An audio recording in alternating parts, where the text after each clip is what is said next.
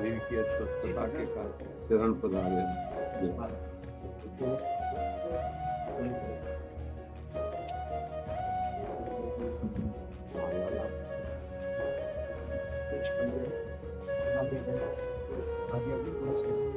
ये श्री जी की प्रसादी।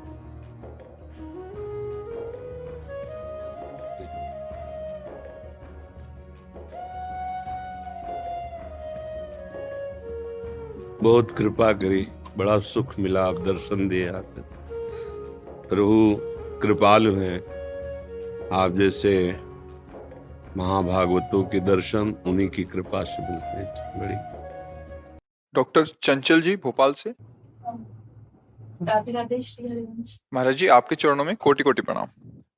महाराज जी गुरु के चरणों में आजीवन निष्ठा बनी रहे, इसके लिए मैं क्या करूं? क्या भक्ति मार्ग में ऐसा होता है कि अपने गुरु के प्रति निष्ठा हट भी जाए?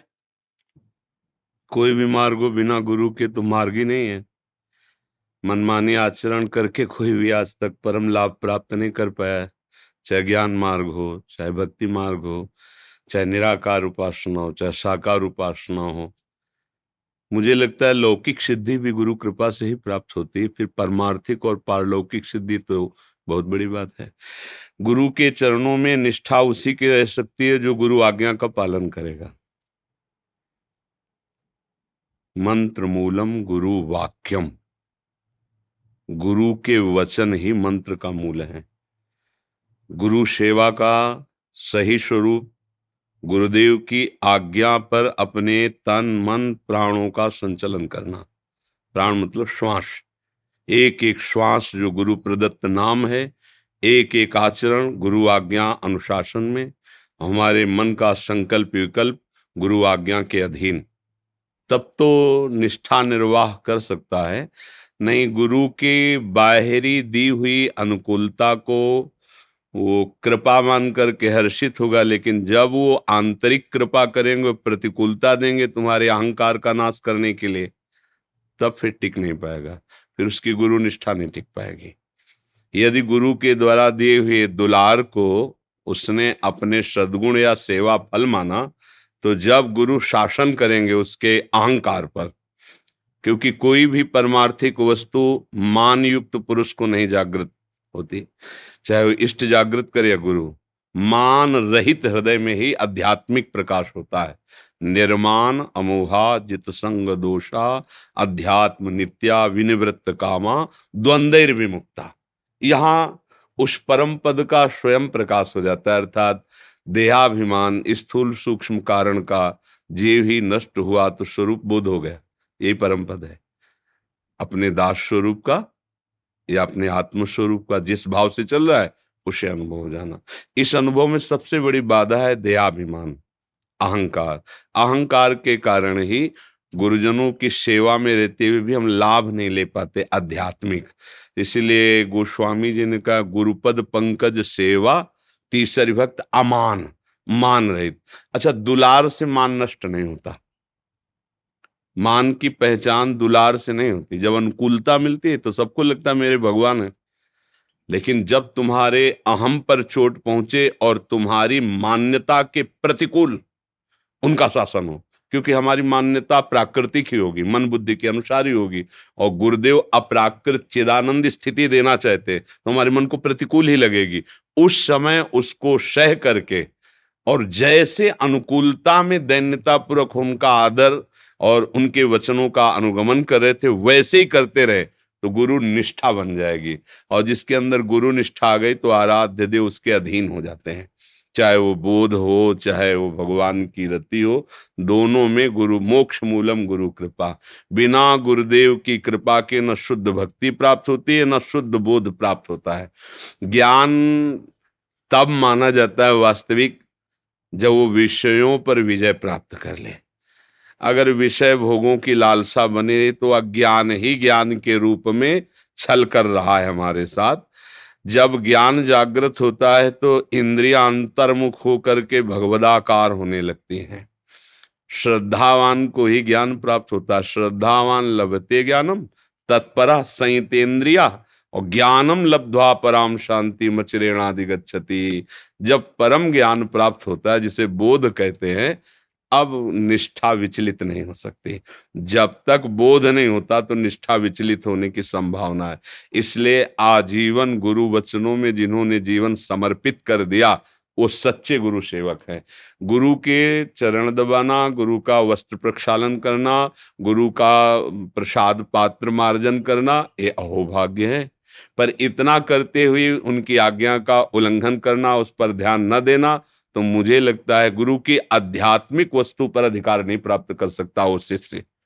जो गुरु के शरीर से भी है पर गुरु की आज्ञा नहीं पालन करता, तो उसे भौतिक अधिकार तो प्राप्त हो सकते, आध्यात्मिक अधिकार नहीं। क्योंकि सदगुरु को प्रिय है अपने शरीर से ज्यादा अपना सिद्धांत। अगर शास्त्रीय सिद्धांत गुरुदेव की आज्ञा के अनुसार पालन नहीं करते, तो मुझे जैसा संतों से सुनने और देखने को मिला है कि उसको जो आध्यात्मिक प्रकाश चाहिए वो नहीं हो पाएगा। जब हम भ्रमण करते थे तो बहुत से ऐसे चरित्र देखने को मिले। इससे पता चला कि गुरु की शरीर सेवा में है पर उन्होंने गुरु को समझा नहीं। गुरु के पास जो वस्तु थी उसको देख नहीं पाए। भौतिक प्रभाव को, भौतिक वस्तुओं को उन्होंने गुरु का महत्व समझा। ये तो माइक है, इस पर गुरु के अंतर में एक ऐसी दिव्य वस्तु विराजमान है जिसके प्राप्त होने के बाद फिर कुछ प्राप्त करना बाकी नहीं रहता। और वो वस्तु गुरु कृपा, और गुरु कृपा उसी पर होती। आज्ञा समन सुसाहब सेवा, अपने साहब की सबसे बड़ी सेवा है उनकी आज्ञा पे चलना। एक बार हमारे यहाँ आचार्य ललिता शरण जी महाराज की सेवा में जो एक रहते थे, तो उन्होंने कहा एक हमारे यहाँ निज मंत्र है प्रेम प्राप्ति के लिए। तो कहा कि जय जय हमको निज मंत्र दे दो। हट, चुपचाप सेवा में लगा रहे, अभी निज मंत्र का अधिकारी थोड़ी हुआ है तू। तो आचार्य डांट लगा दी। उस 2 बजे उठते थे और फिर जल मांगते थे, थोड़ा सा जल लेकर फिर शौच क्रिया आदि। तो 2 बजे उठे, उनका हरिवंश दास बोले जय जय, वो कुआं से पानी खींच रहे थे, जय जय, बोले सामने आओ। छोड़ दिया बाल्टी ऐसे, बिल्कुल जी महाराज। जल लाना, बोले महाराज जी जल तो बाल्टी रस्सी तो कुआं में गई, हम जले खींच रहे थे, आपका आदेश हुआ जैसे तुरंत आ जाओ। तो बोले ठीक है, अच्छा दूसरी बाल्टी और रस्सी मंगा देते, कल स्नान करके आ जाना तो मैं निज मंत्र दे देंगे। पहले दिन डांट लगाई थी, दूसरे दिन अपनी तरफ से कहा क्यों, आज्ञा पे है, आज्ञा पे है तो तत्काल वो वस्तु मिल। एक बार संदीपनी जी जिस विद्यालय में पढ़ रहे थे, गुरुकुल में बहुत से छात्र थे, तो गुरु जी ने उन्मत्त लीला की, बड़ी प्रियता देख करके उन्मत्त लीला की, थूक देना, रजमार, मानो गुरुदेव जैसे विक्षिप्त हो गए ऐसी लीला। अब धीरे धीरे सब विद्यार्थी भागना प्रारंभ, संदीपनी जी केवल बचे। वो अपने गुरु को स्नान कराना, उनके वस्त्र प्रक्षालन करना, भिक्षा मांग के लाना, उनको पवाना, उनके द्वारा किया हुआ प्रतिकूल व्यवहार चुपचाप सहना। कुछ ही दिन के लिए उनकी लीला थी, फिर स्वस्थ जैसी लीला की। और कहा पता नहीं कौन सा उन्माद आ गया था, बेटा सब कहाँ गए। तो उनका गुरु जी आपने जो प्रतिकूल व्यवहार किया तो सब लोग भाग गए और कह रहे थे गुरु जी अब पागल हो गए तो इसलिए। तो बोले तुम क्यों नहीं गए। बोले गुरु जी फिर आपको भिक्षा कौन तुम पवाता के, और आपको स्नान, तो हमने तुम्हारे साथ प्रतिकूलता नहीं की क्या। बोले गुरु जी अब हमारा कुछ रह ही नहीं गया, ये तन आपका, प्राण आपका, मन आपका, आप प्रतिकूलता करो अनुकूलता करो आपका विषय, हम तो आपके बिके हुए दास है। तो गुरु जी की आंखों में आंसू आ गए और कहा बेटा मैं अपनी साधना और आराधना के बल से परम पद प्राप्त करूंगा, लेकिन वो परम पद स्वयं तुम्हारा शिष्य बनेगा आके। तो ब्रह्म की जो प्रतिष्ठा साक्षात भगवान श्री कृष्णचंद्र वो नीचे बैठे और संदीपनी जी ऊपर बैठे। गुरु कृपा ही केवलम। गुरु का आराधन अनुकूलता नहीं होता, गुरु के अनुकूल चलना, अपने मन की अनुकूलता गुरु से मांगना। एक बार समर्थ गुरु स्वामी श्री रामदास जी के पास बहुत से शिष्य थे, तो जो 2-3 ऐसे होते प्राण समर्पित करने वाले, पूरी भीड़ में शिष्य 2-3 ऐसे हुए, वो तो इन्हें गिने होते हैं कि आप कहो अभी प्राण दे दें, मतलब पूरे समर्पित होते हैं ऐसे। वो मतलब दिखावा नहीं होता, उनका जीवन ही होता है हुक्म पे प्राण त्याग देना। तो वो ज्यादा प्यारे अपने आप हो जाते हैं। तो और शिष्यों को ईर्ष्या हुई और उन्होंने कहा कि गुरुदेव हम भी तो आपके शिष्य हैं, पूरा जीवन आपको समर्पित किए हैं, अब यही लोग जो है आपका उच्छिष्ट पाते हैं, यही लोग आपके समीप रहते हैं, आप इन्हीं को आज्ञा करते हैं, क्या हम आपको प्यार नहीं करते। तो उनका आप लोग प्यार करते हैं। बोले जी। कल से हमारी गलती हुई है, हम सुधार करेंगे कल से। गुरु जी ने कहा हमारी गलती, हम कल से सुधार करेंगे। दूसरे दिन चीख आने लगी कुटिया से, तब भाग गया, क्या हुआ? बोले मैदान में ले चलो। मैं बोले बहुत रातों रात इतना बड़ा फोड़ा हो गया है यहाँ कि अब असहनीय है, और ये विषैला फोड़ा है। गुरुजी कौन सी दवा लाएं, कहाँ से?